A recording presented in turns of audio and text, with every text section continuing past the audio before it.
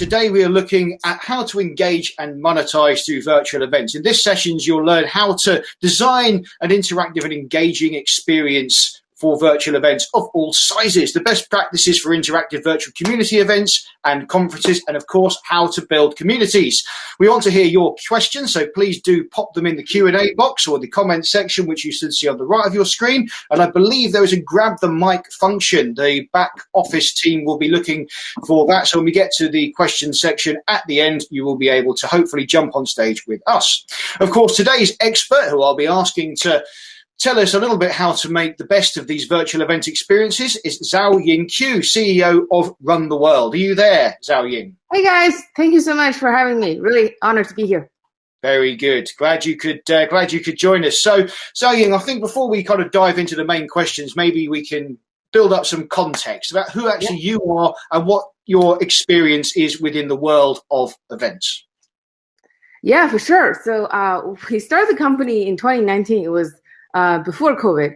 And at that time, my mom was a doctor in China, so she couldn't travel really often. So she went to her first international conference, met another doctor from Dubai. Turns out they have some shared rare patient case. So she was able to make connections, but she couldn't travel really often, so she couldn't make to those conferences every year. And that's when we started to start the company, trying to figure out ways where we can digitize the whole experience so she can meet other doctors more often. So we started the company in 2019, launched the product the week before COVID, and then we got a lot of interest. So from what now we have, kind of launched more than 17,000 events across 140 countries. We've seen many conferences, smaller events as well. We've seen events where attendees are extremely engaged and everybody can't wait to stay longer. We've also seen events where people just leave. There's like half the people kind of leave the room. So we kind of have concluded there's a few different things I would say probably will share. There are three different things. First is that we've seen like 90 minutes is kind of the magic number. Everything that's longer than 90 minutes, you will see like huge drop off. There's not really good retention. It's really hard to engage an audience for more than 90 minutes. So we typically recommend people do like 60 minutes. That's where people kind of leave wanting to do more. Anything above 90, you will see, no matter how interesting the content is, they're getting bored really easily. So that's kind of the match. It's kind of the red flag number. Don't make it longer than 90 minutes. The other thing we've seen is kind of the networking piece. We launched the cocktail party, which is something we kind of invented because it's my mom trying to create those side conversations for her to meet other doctors. So now we're trying to replicate it online by kind of doing some kind of smart matching that connect people with another person every 5 minutes. We've seen that, at the very beginning, people were really hesitant to try those kind of networking functionalities. But once you give them a context, so in this case, you're being matched to talk to somebody, is short. So you can leave if after the 5 minutes, you can talk to someone else. So that kind of excuse, knowing that you can leave the table if you don't have a good conversation, and you don't need to leave by saying, hey, I need to leave. You can just leave because the system is going to match you with another person. So that kind of thing is really important for people to feel like they're not rejecting the other person, but they also feel like they have the optionality to choose. So we find that kind of mental barrier of, I don't want to hurt somebody, or I don't want it to be rejected, is like a core for people to want to engage and want to network with other people. So that's kind of the second thing, is more providing excuses. Yeah.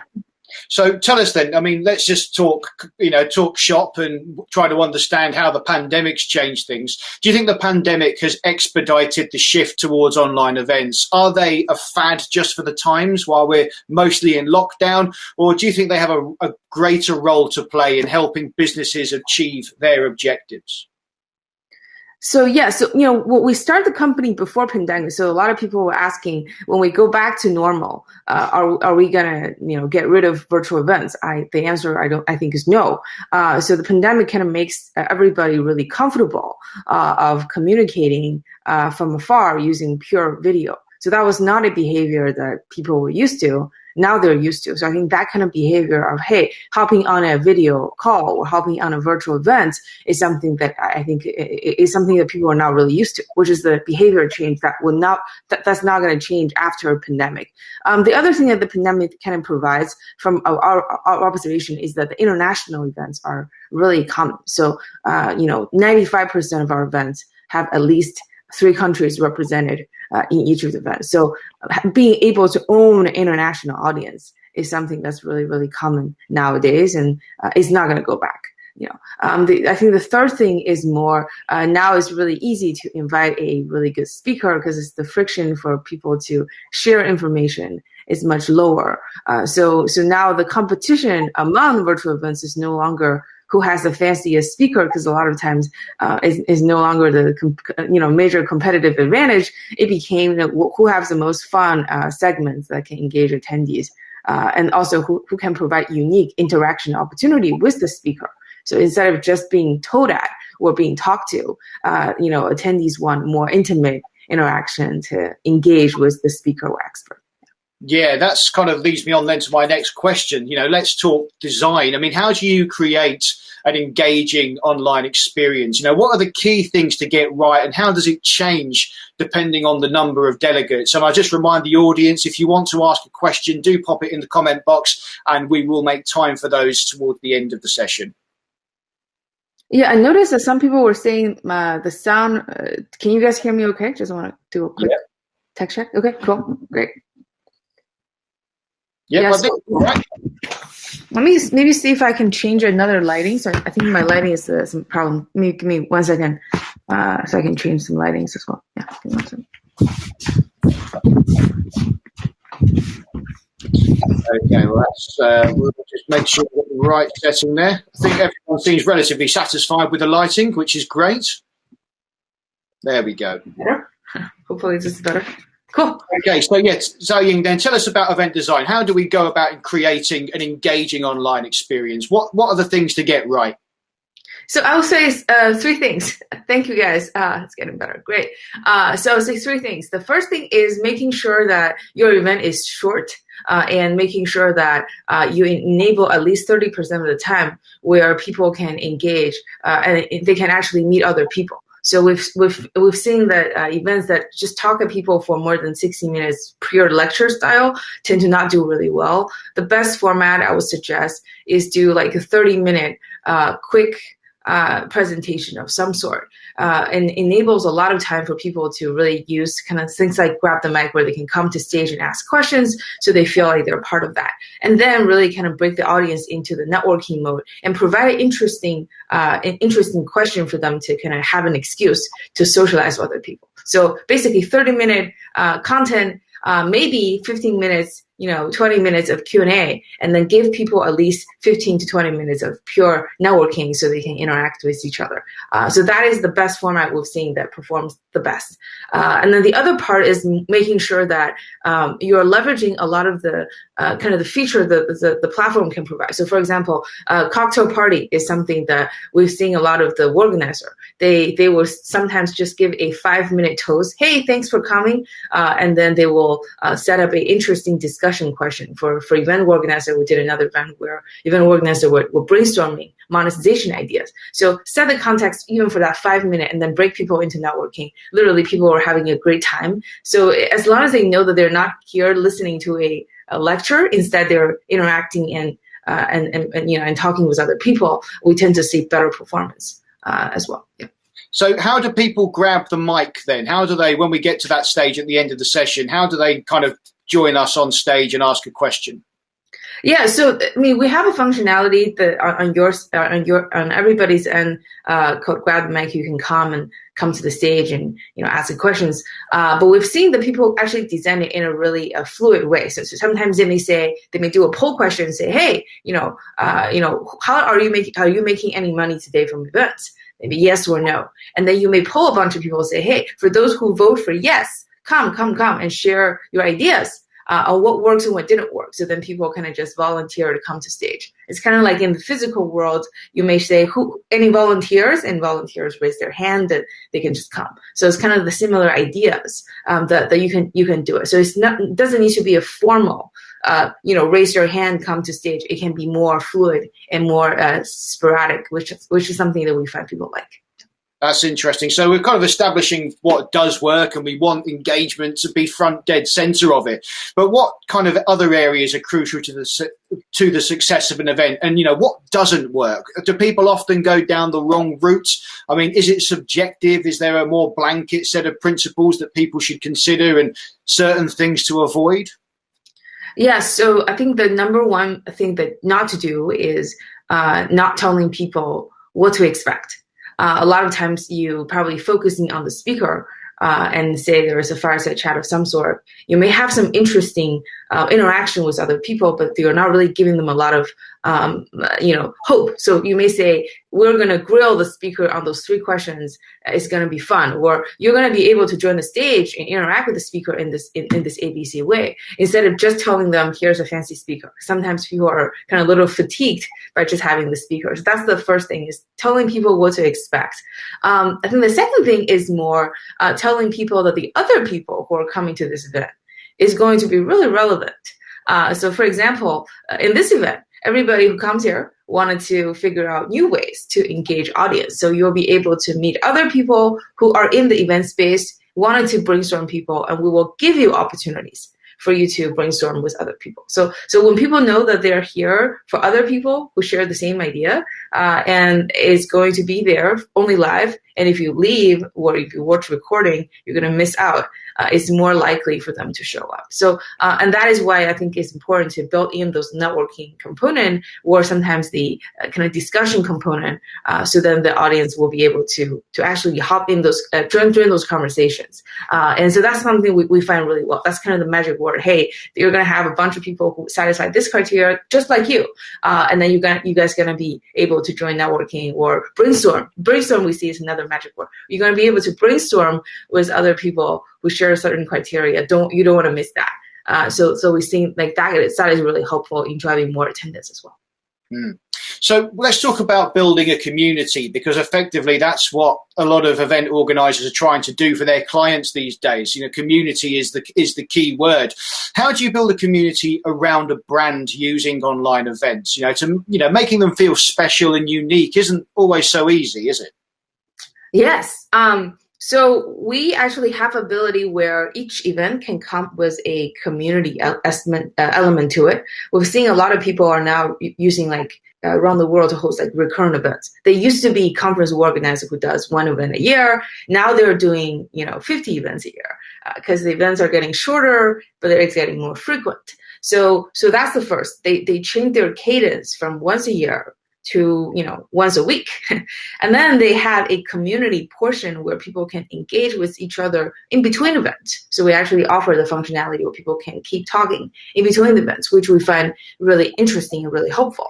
And the third thing we've seen people do is, from a monetization standpoint, on the organizer side, is to create a membership kind of model where they charge people upfront for a year of commitment, or sometimes a month of commitment, month to month, and then that is bringing reliable revenue for the organizer. But from the attendee standpoint, attendee know everybody else is at least paying some amount, so they're more serious about the topic. So we've seen that kind of, and sometimes they even have an application process, say, hey, in order to join this recurrent event, you have to satisfy 3 criteria, and people do that. So once we see that people are having shown some kind of commitment, then the community becomes more engaged, because everybody knows that other people are not random. It's a rare occasion that they can come together. So those are some of the tips that we have seen that kind of works. But the most important thing, obviously, is to find frequent yet short engagement for people. So sometimes Mother's Day can be a good excuse. Sometimes having a speaker can be a good excuse. We've seen people who runs 50 events a year, and they break into every 2 weeks. They have a person doing some kind of master classes or workshops people can engage. Every month, they have a matchmaking session between, let's say, the buyers and sellers, or sometimes the people who has a lot of experience, who are mentors and mentees. So, and then they sometimes have a special time. That's kind of once a quarter. That could be a longer form conferences or summit, where they charge extra. for those people to attend, and also open to public so they can bring new members into their community. So that's some of the new model we've seen. Event organizer, before COVID was doing physical events. Now they became community leader that runs recurrent engagement. Now, I want to move on to, I think, what is one of the biggest aspects of all of this, and this is certainly pre-event what was being said we would delve into, and that's the topic of monetization. Now, event organisers can often find this very difficult, and I think it's a fact that the yields are far lower than the live event equivalent in an online setting. I mean, do you agree with this? And can you give us some examples of monetization and how we can, factor that into what we do? How can we actually make some sort of profit from this event type? Yeah, for sure. I saw some people asking me about monetization. I think it was Dan was asking me what's the magic ticket price. So I think I actually don't believe that virtual events cannot generate as much money. I actually think it will generate more money, but I think there's a few different things that you need to do to make more money. So, the most successful person we've seen in our platform have made $450,000 in the past, I would say, a few months, and they have they basically only run one event a month. It's $450,000 directly from attendees, which is something that's pretty hard, compared to other events who generate zero. And the thing that they do really well is first, they have an established community that enables them to sell repeats. So every single event, they're actually able to monetize from repeat customers who come to the events. And that's the number one thing, so they can have more reliable income.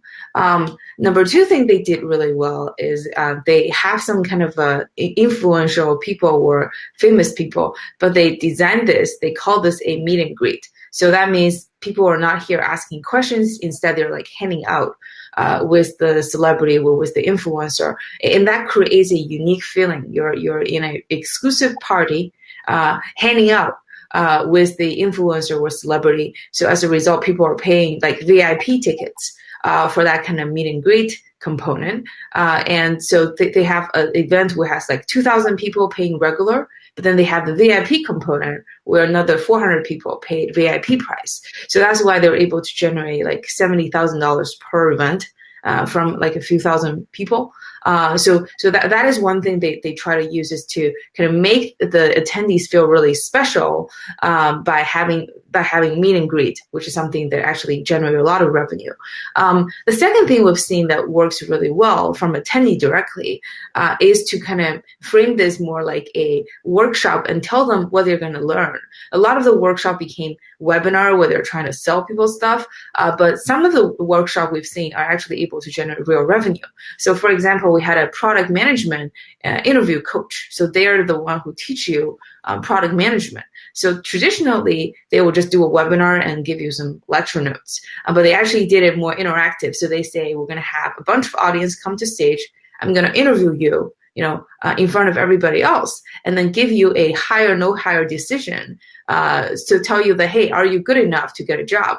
And it turns out people are really excited to come, and then they break people into kind of we have another mode, round table mode, where people can break into smaller groups and they can practice interviewing each other, following the same criteria, and then they can judge each other, are you going to be hired or not hired?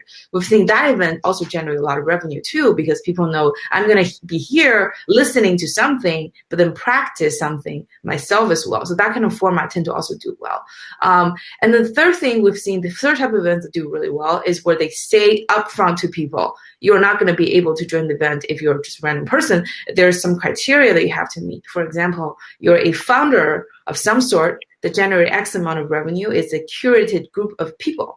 And then they're able to charge, everybody like somewhere between $200 to sometimes $400 to attend this event, because they know that everybody else is going to be exactly the type of person they want to meet, but really hard to find those people. So they spend a lot of time curating the right audience, but selling at a really high price. Now people really value that experience. So that also tend to work really, really, really well as well. Those are kind of the three ideas around the monetizing from attendees on a per event level. But we've seen that the best performing ways would be to charge some type of a membership because basically you're not being pressured to always provide something new and try to sell every single time. You can do a membership, say, hey, we're going to, charge you $500 for a year. You're going to get, 40 sessions of famous speaker, blah, blah, blah. You're going to have 10 matchmaking. You're going to have a community, of people who share some similarities, and you'll be able to network or ping them or communicate with them anytime you want. So we find that is really the easiest model for an organizer. You just need to do a lot of marketing upfront, tell them who to expect, but then once they're joining, they're really joining a community, and you don't need to be pressured per event level how you're performing. Instead, it's more about community retention. Are people still staying in your community like months over months? So which is a more longer term metric than, per webinar, how many people showed up. Of course. So before we move to audience questions, I've just got one more for you. And what do you think the landscape will look like in about 3 years' time? How will or should online events become part of any brand's proper engagement strategy? Yeah, I think absolutely, yes. I've talking to some kind of brands, and they're already considering that. And especially, so for B2B and B2C, I think it's quite different. For B2C, a lot of the old days, they're LV were a luxury brand. They will have those like fancy physical events where they invite some VIP over for some wine. But that is only local based, right? So now a lot of the B2C brand, they're not Louis Vuitton. They're probably not going to have the budget to have like all of those fancy wine tasting in every single city is going to be not scalable and not feasible. So they're looking to engage their super fans. It could be a beauty product trying to engage their buyers or their fans. It could also be some B2C brand trying to engage their customers, but their customers now all over the world. So the only possible way really, other than making the customer fly, is to really host recurrent events to help those people engage with the brand. So that's something that we've seen happening already. Is starting to happen more often. On the B2B side, ultimately, a lot of the events are for the purpose of generating more leads. In that case, you just want more people to kind of show up and hear your message. And virtual events obviously is great for that. But the pain point is that when it comes to webinar, people just hate it. So that's why we wanted to more inventing newer way to engage that excites people. So it doesn't feel like a webinar. So that's important to make people show up to those events. And then the second objective a lot of times for B2B companies will be to retain existing people. So making existing customer like them more and don't leave. But a lot of times existing people have a lot of things in common. They all use the software. They probably have the same job title. So you can run a lot of events to help those existing customer network better with each other. And obviously they come for those events partly because they like the product, partly because they know they're going to meet other people who can help with their own career. And those are the things that's like much easier to organize online, just because you're not going to be able to afford a user group or a field marketer going to every single city. And the frequency typically back then was maybe once a month at best. But now you can do this way more often for a lot of the user from different locations to engage with your product. So we're seeing, especially in tech, a lot of the API or software company that has a lot of developer ecosystem. They're now kind of 5x the number of the events they're hosting purely online, and they're not going to go back. Because the volume and the frequency is something that's really important. But I do think that there will be physical events, obviously, and people are talking about hybrid. I have a very different view than most people in that I don't think the real hybrid should be a large event where the physical attendees are forced to socialize with online attendees. I don't think that really works if you think about it. So you're in a cocktail party holding the drink, and another person comes sit next to you, but you're like, no, it's not my turn to talk to you yet. Let me first open my phone and talk to someone else online. I kind of don't think that is going to be the format, but I do think that there's going to be a physical element.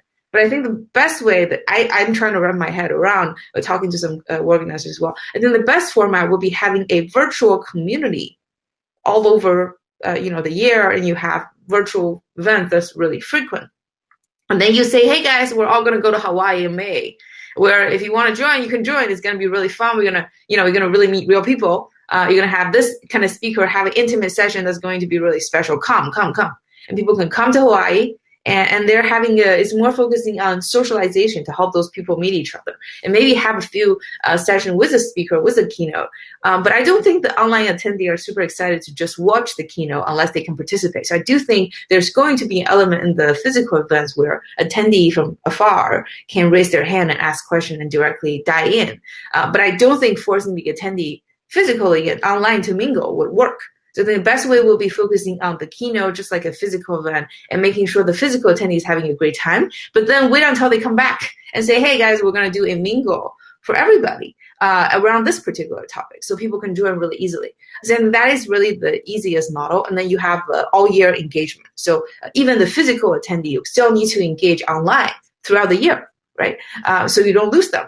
But then you have physical special moments where people wanted to come, they can come and have a great party. And then the online attendee is going to be like, oh my God, I FOMO. I'm fear of missing out. I missed some of the interesting thing. So now I should probably show up to more virtual events so that I don't miss more things. So I think that is probably the more reasonable and plausible approach for the hybrid, in my opinion. Okay, well, that's some fascinating insight there. So we're going to now just ask a couple of audience questions. Now, I'm going to just start with a couple that have popped in the box, but I believe you can make use of the manage the mic function, which I believe is underneath the video pane that you see, little hand wrapped around a microphone. I believe one of the operations crew will be managing that. So I don't know, you may just appear in front of me. So we'll wait and see. Okay, so where are we? Question here for you from Jane. Jane has said, really interesting. Do you have any advice for generating donations during virtual one-off charity fundraising events? So is there a way in which someone can pay in a little donation if it's a charity online event, something along those lines? Yeah, for sure. I've seen kind of two ideas that works the best.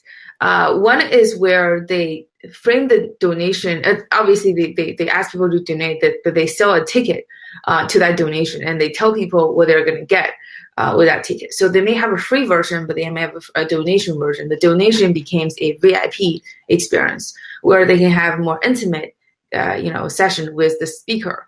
It's kind of like joining the green room with the speaker. So basically, any ideas you can think of that makes the VIP feel special, they will actually sell a donation pass to say, hey, up to whatever, more than $20, choose your amount. And then they have a bunch of VIP benefit that people know they're going to have even better time. So that's one thing that I see that works kind of well for people, because then you have the revenue up front. You know how many people are going to at least show up and give you the donation. The other thing I've seen also that does really well is combining that with the kind of the tipping functionality during the event, right? So there is a company, actually, it's not in the event space, but in the travel space, called Virtual Trip. I was just on there yesterday. It's a new company. You should check it out. But basically, it's a virtual trip. People can go and take a virtual tour with a tour guide, showing them around in that local city. This is a new company. The interesting thing is that they basically say everything is free, and you just tip however much you want after the trip. So after the trip, you like the tour for an hour, then you tip them. And turns out they're making more money because people feel guilty of not tipping. And then also they can see who else is tipping. So they can see a list of all the people who are tipping now. So they kind of feel obliged to join and tip more. So that kind of behavior tends to make people tip even larger amount. They're making like thousands of dollars per hour or something. So I think that is another thing that you may also want to consider, is open up the event, making it free, but then having creating a lot of value for people, making them feel special, but then say, hey, tip, and then not kind of gently have a tipping link somewhere, and actually show. The most important thing is show them who is tipping. So then they feel like, I'm not tipping right now, I'm not a good person or something. So then they ended up tipping you more. That's something I think that works really well. Yeah. Good. Okay, we've got our first grab the mic, so I'm going to press this and see what happens. Oh no! Great. Yeah, awesome. Excited. Chris, are you there? Can you hear us, Chris? Here he is. There I am. Very good. Chris, do you have a question for Zhao Ying? Yes. Well, I'm very excited. This is the first time I am on the platform today. So I'm from Holland. So my English is not perfect, but hopefully you can follow me. It's looking really good. Let's see how is the screen quality? You know, the camera quality. Is it okay? Yes, for you? So I'm clear. Yes, and perfect. Okay, that's okay.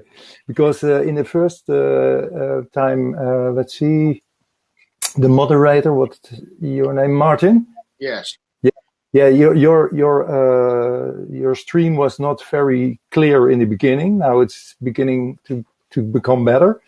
But well, I'm really interested into the platform. But how do you manage the let's see the attendees? So and now you the best thing to manage events is, I think, to do this with both people. So a main speaker and a moderator. Is that correct? So actually, there is ability for you to do everything yourself. So on my end, as a speaker, I actually have all the settings. I can approve you to stage. I can also set up polls if I want to. So it is as simple as one person can do it all. But at the same time, some events are more marquee, and you want to make sure you have another person who can help out. In that case, you can have a moderator who's now hidden. So that person is not showing the video, not showing the audio, but is there. And they have all the functionalities to help manage the events. But people, right, the attendee don't need to know that the moderator exists. So it's up to you how many moderators you want to have. Are they hidden or are they just a speaker? Yeah. Is it working the same as the Clubhouse audio app? I think it's interesting. Yeah, so I would say we're way more interactive than webinar tool. So it's definitely not a webinar tool. It's more similar to Clubhouse, but for the video version. that's no, true. Well, I think that there's an added layer for the attendees to also socialize with each other as well. I think the Clubhouse is more like this, where we can pull a person on stage and ask us a question. That's more Clubhouse. But we have that. But in addition, we also have the abilities for everybody who are here in the room to mingle with each other in a more fun and sporadic way. So that's the added layer I can compare to it's nice because I was testing this out and I saw a lot of questions coming by into the comments. And I was a little bit,